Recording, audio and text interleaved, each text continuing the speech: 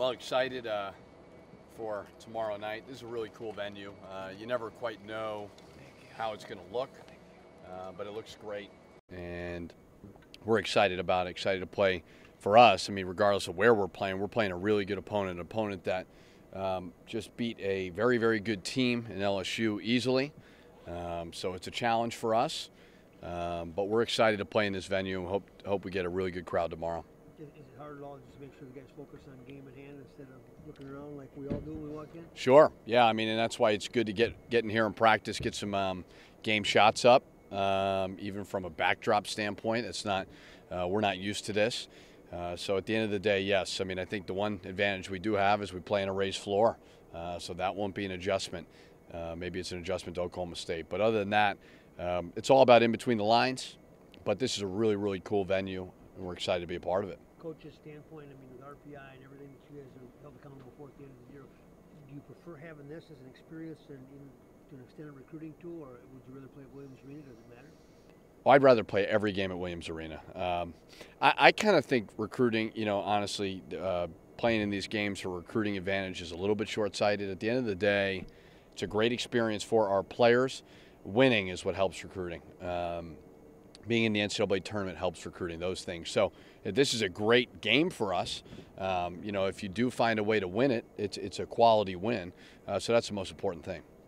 The backdrop situation coming off a poor shooting game, is that worry you? Doesn't matter where we're shooting, it worries me right now. You know what I mean? It's but I think these guys, they've got to understand, yeah, we miss a lot of open shots versus Boston College, but we still got to do a better job of executing. We still got to, you know, battle any type of element that it may be. If it's this building, both teams are dealing with it. You're going to deal with fatigue, you're going to deal with travel issues, all those things. Those are normal. And at the end of the day, this is a win-loss game. And you can make excuses till you're blue in the face about a backdrop or whatever, but nobody cares about those things. You got to find a way to get it done. If you're getting open shots, even if you're missing them, is that enough? If you got good shooters, do you not worry about it too much as long as you're getting them because you assume they're going to make them? Yeah, I believe before last game we were shooting 40% from the three. I mean, we were getting open looks. Now, give credit to Boston College. We did not adjust well throughout the course of the game. When you're not making threes, it's time to do something else, attack the basket. So we were in our heads there, so we just got to adjust. You're pretty self-critical in the blog about yourself. What areas do you think you need to improve on? Well, anytime you lose, you can sit there and blame everybody. And you can blame the players, you could blame travel, you could blame a million different elements. But at the end of the day, it all falls on me. Regardless of, if they're doing something, it's my job to correct it. And if they continue to do it, then we're not doing a good enough job of making sure they do it.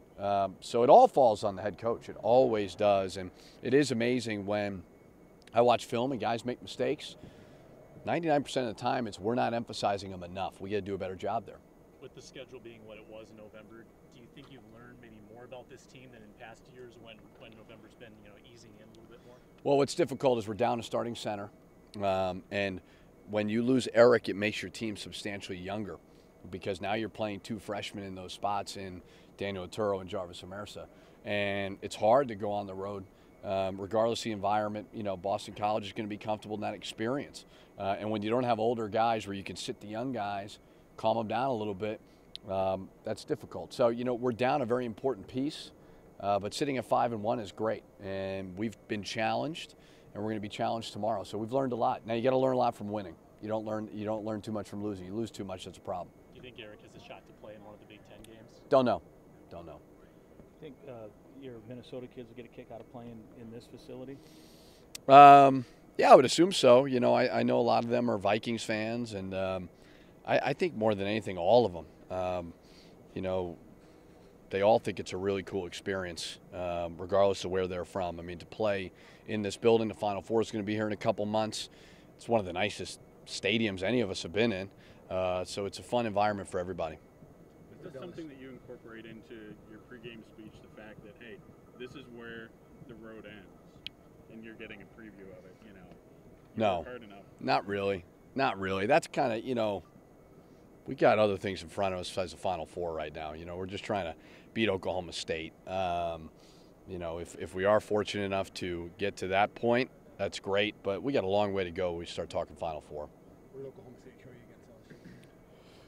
They play like Illinois, so their coach is an assistant of Brad Underwood. So, you know, some of the older guys are used to that style, playing them once last year. They deny every pass. So running plays is kind of out of the question. You know, you're going to have to go make plays.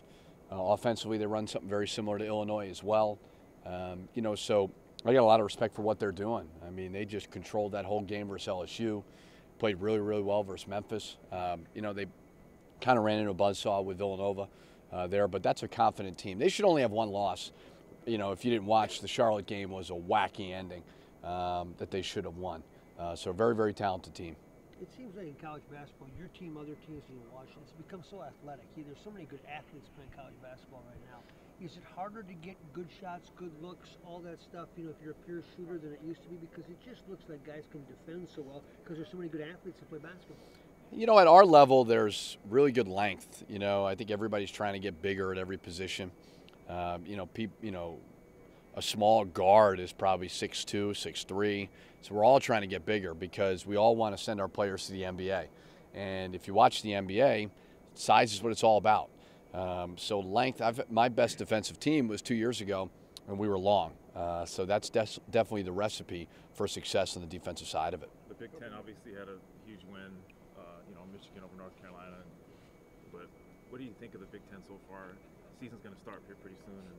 And yeah, I mean, it was a great challenge. I don't know how it panned out. I think it was tied 7-7. And from what I've watched, Michigan, I watched a little bit of it, not much. They've really impressed me. I watched a little bit of the Michigan State-Louisville game, but other than that, I haven't really watched a whole lot. But it's going to be a great conference. It always is. I mean, last year was, you know, a little strange just because I thought if we were healthy, we would have been a tournament team. And, you know, in return, if we were healthy, that would have been a quality win for Nebraska. You probably had 6 teams in there, maybe even Penn State because they lost to us. So in the end, it was all our fault. But, you know, I think it's a strong league every year. Being in it's going to my 6th year. There's great coaching, smart players, tough players, and you got to find a way to win at home and then steal a few on the road. Last one for Coach. All right, thank you. Thank you. We'll bring him out.